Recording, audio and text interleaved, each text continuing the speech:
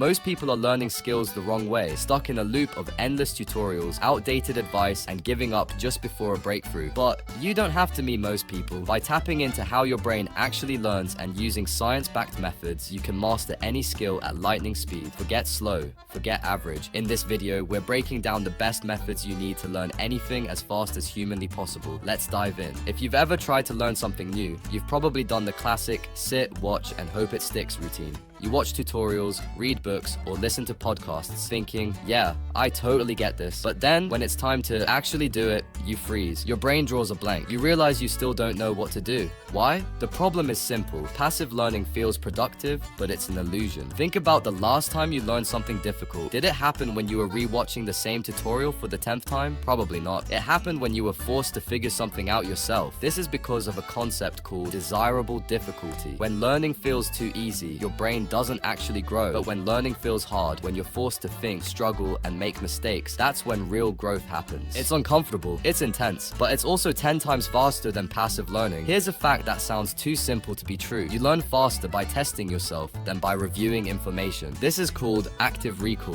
When you're forced to recall something from memory instead of passively reviewing it, your brain works 10 times harder, locking in that knowledge like a mental save file. And research proves it. In one study, students who studied by reviewing notes performed worse than students who studied by taking self-tests. Self-testing triggers a memory retrieval process in your brain, which tells your brain this information is important, don't forget it. So, how do you apply this? Stop rereading notes or re-watching lessons. Instead, test yourself constantly. If you're learning guitar, after learning a chord, look away from the chart and see if you can play it from memory. If you're studying for an exam, quiz yourself or try to remember what you just read instead of rereading the textbook. Because if you're not being tested, you're not really learning. Most people think learning means collecting information, but all of that knowledge is useless until it's applied in the real world. Because the goal isn't to know everything before you start. The goal is to start right away. Use that knowledge in practice and fill in the gaps as you go. This way, you only learn what you need right before you need it. You don't have to memorize every chess strategy to start playing chess. You learn one strategy, try it out,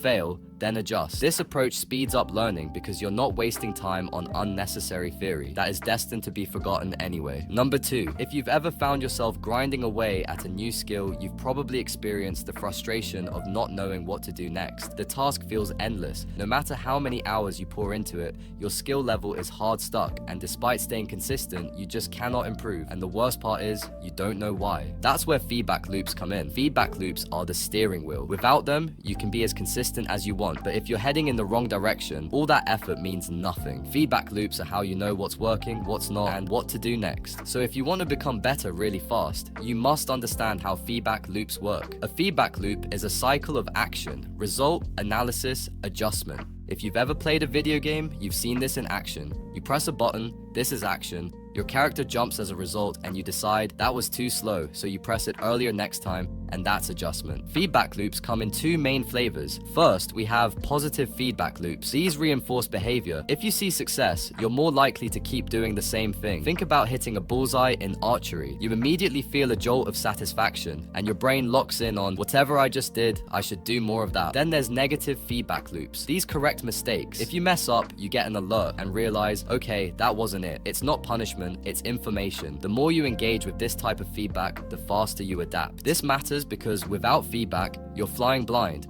You have no idea if what you're doing is effective. You might even be reinforcing bad habits. The biggest and most common mistake learners make when learning a new skill is avoiding feedback. Why? Because it's uncomfortable. We'd rather not know that our singing is off-key or that our essays are riddled with mistakes. But here's the truth. Avoiding feedback is the #1 reason people stay bad at things. When people say, I've been doing this for years, but I'm still not good, it's often because they've been avoiding feedback. No coach, no review, just doing the same thing incorrectly over and over. Like someone practicing guitar for hours, but strumming every chord wrong. It's the classic 10,000 hour misconception. People think that if they just put in more hours, they'll get better. But if you're practicing the wrong technique for 10,000 hours, all you've done is master the art of doing it wrong. And here's a secret. The faster you get feedback, the faster you learn. If you only get feedback after a week, your brain has already forgotten what action caused the result. But if feedback comes instantly, like in video games, you adjust much faster. This is why people learn faster with video games than textbooks. Now, not all feedback is useful. Some is too vague, like, just do better next time, or keep going, you're doing great. To learn faster, you need your feedback to be clear, actionable, and on time. The best feedback tells you what to do, not how to feel. You don't need someone yelling at you for missing a shot, you need information on how to improve. Good feedback sounds something like, your foot placement is off by 2 inches, which is making you lose balance. Or, try pressing the button half a second earlier. Alright, so you know feedback is critical, but how do you actually create it in your own learning process? Here are some methods. Number 1, self-correction. Record yourself doing the skill and watch it back. You'll instantly spot mistakes. Number 2, external feedback. Get someone experienced to watch you and give specific advice. Coaches are human feedback machines. Number 3, deliberate practice. Focus on one thing at a time and try to do it correctly until you get it right. This creates a mini feedback loop with every attempt. Now, while these methods are incredibly effective, having the right tools and resources can make learning even faster and more engaging. That's where today's sponsor, Brilliant, comes in. Brilliant is the ultimate platform for mastering skills like math, programming, and data analysis,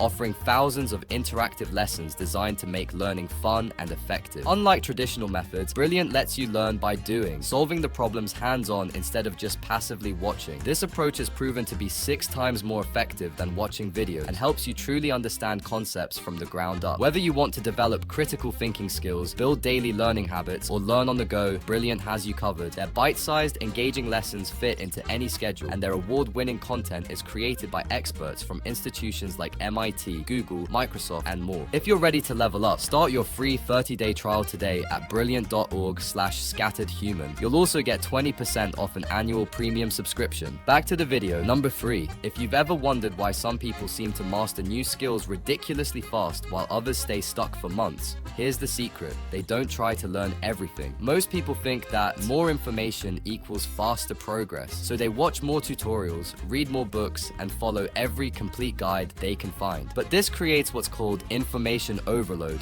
You're exposed to so much information that your brain can't tell what's important and what's fluff. An economist called Vilfredo Pareto noticed that 80% of Italy's land was owned by 20% of the people. Later, people realized that this 80-20 split shows up everywhere. This is the 80-20 rule, and it says that 80% of your results come from 20% of your efforts. It's the reason why 20% of language vocabulary allows you to understand 80% of conversation. 20% of musical practice techniques lead to 80% of improvement in performance. 20% of coding skills solve 80% of programming problems. This principle is everywhere, and when it comes to learning skills fast, it's a game changer. While most people waste time on fluff and nice-to-know knowledge, the 80-20 master focuses on only the critical few things that actually matter. The key idea here is that if 80% of results come from 20% of the effort, stop doing the 80% of things that don't matter. To master skills quickly, you need to 1. Find the 20% of key actions, concepts, or techniques that deliver the biggest impact. 2.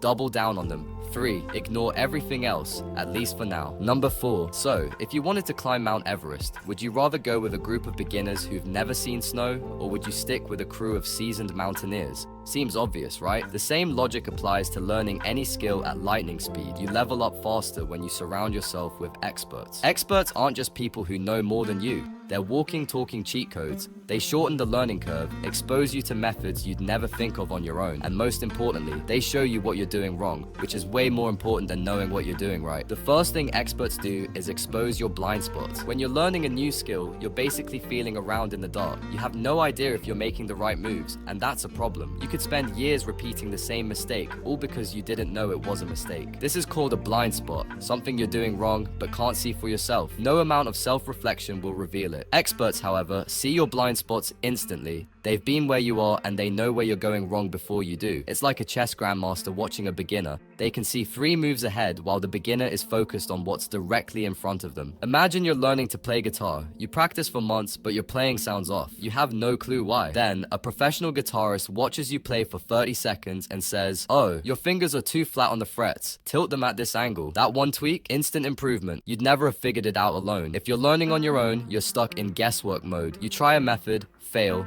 try another, fail again, and repeat. This works eventually, but it's slow. Experts skip this step for you. They've already made those mistakes and they know the exact path you need to follow. Instead of guessing and repeating, you're following a proven roadmap. When you're surrounded by experts, you're constantly exposed to their language, terms, metaphors, and mental models you wouldn't hear from beginners. You're also exposed to their mindset, solving problems the way they would, and you're exposed to their standards. Experts have high standards, and when you're around them, you start to hold yourself to those standards too. Experts also create pressure, the right kind of pressure. If you're surrounded by people who are way better than you might feel a little out of place. It's uncomfortable, but that discomfort is actually one of the most powerful forces for growth. That's because you feel the need to keep up with them. This forces you to push harder than you would if you were just practicing alone. This positive pressure is a powerful motivator. Your brain doesn't want to be the weakest link in the tribe, so it forces you to rise to the occasion.